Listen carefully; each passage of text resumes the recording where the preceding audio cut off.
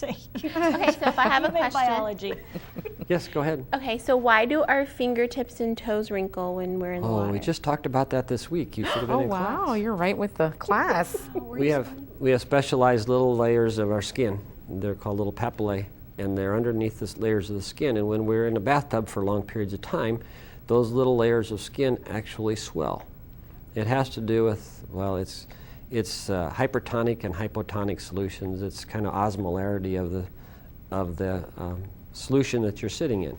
If you were, for instance, taking a bath in salt water like the ocean, your skin would not do that. It would not wrinkle as much as it would if you were in regular tap water. That's true. I would think, yeah, if you think about that, if you go on vacation, I don't think I've ever noticed getting all wrinkly on my fingertips, but when you sit in the bathtub, they do. So your fingers actually swell. Those little creases actually swell. Right. And those are the same type of creases that go to your fingerprints.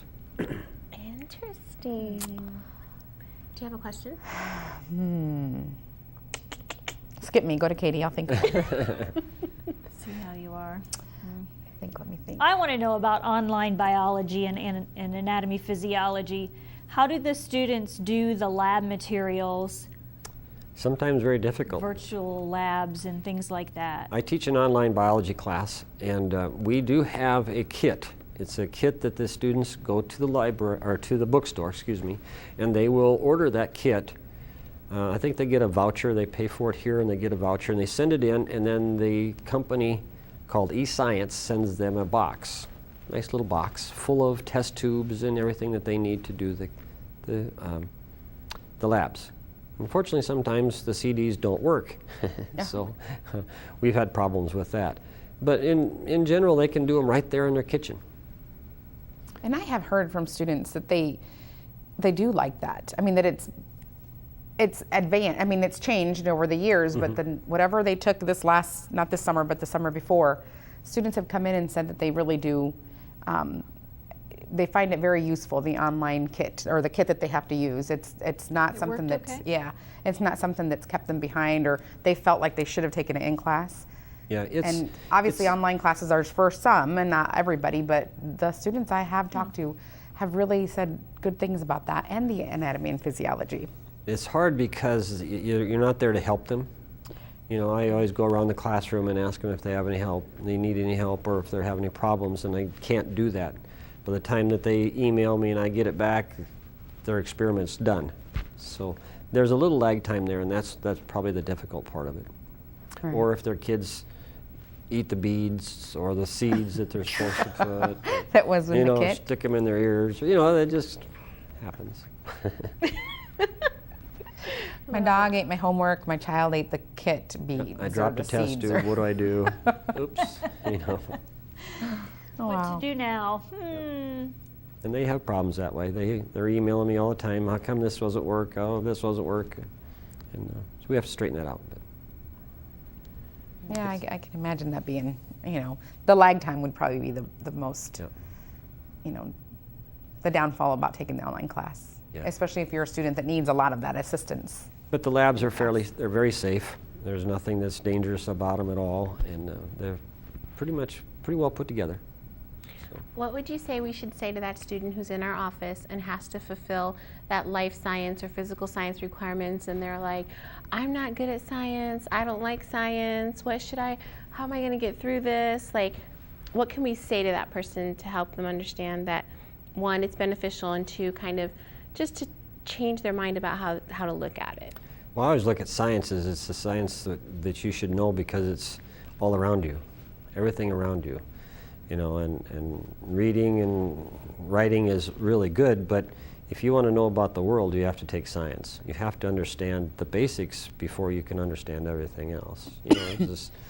Years ago they thought that the world was flat, and until it was proven wrong, until they had some education behind it, they couldn't continue that way. So even if they don't really care for strict science, human biology is a good alternative for that.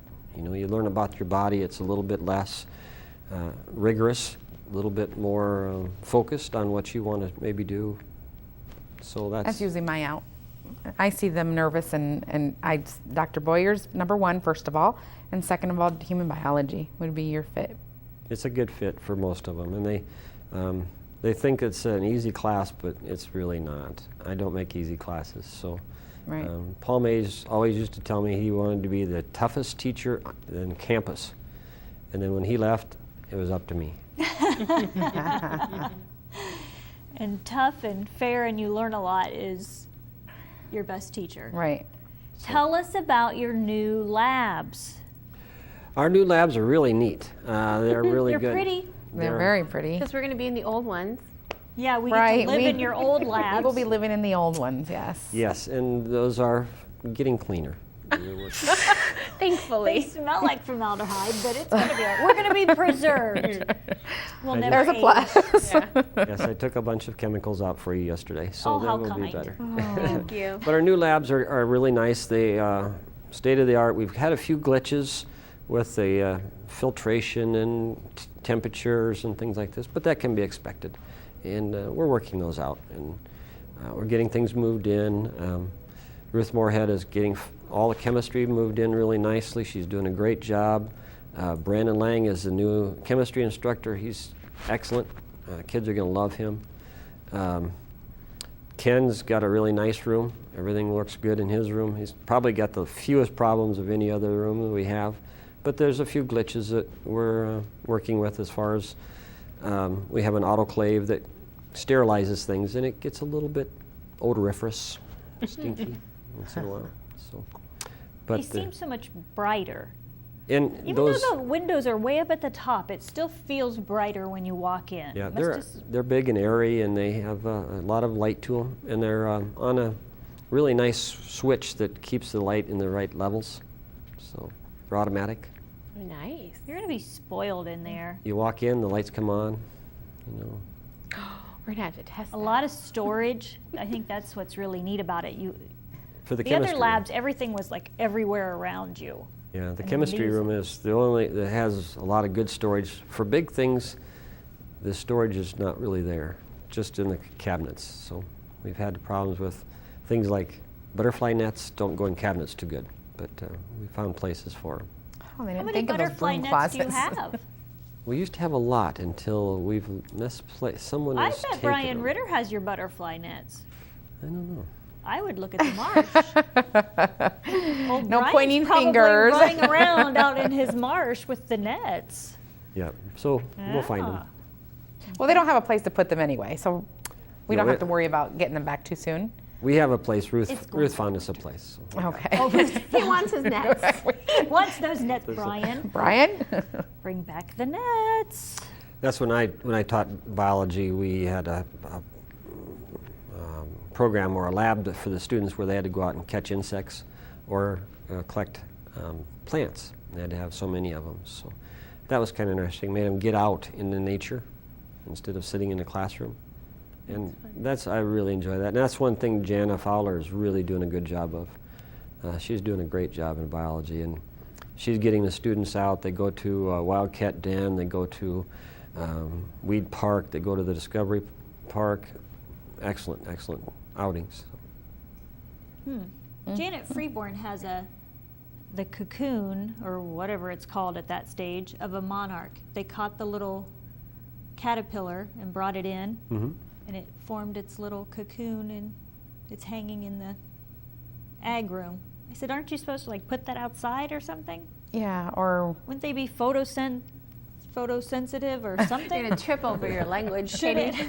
should it be hanging in the ag room? I'm thinking not. probably I think not. it should go outside. Some of them, if you put them in like a refrigerator, and then bring them back out, then they'll hatch for you. You can force them to So come put out. them in they'll be in their fridge next, Katie, now that Why, you've why mentioned would you that. put him in the refrigerator? Getting It cold. mimics cold weather, so they think it's winter, and then when you bring them back out, they think it's spring, so then they'll come back out.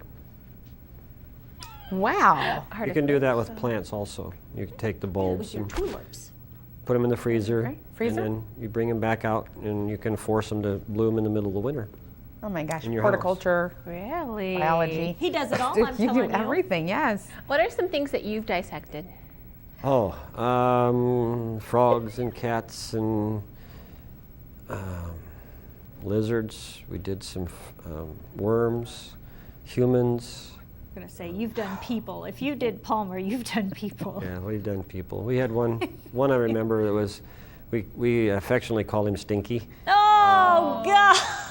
He was very large man, and he had not been preserved very well, and he had a rather odor to him. So we called him Stinky, but he was really And you've not forgotten. No, I wouldn't. I don't think you could. no.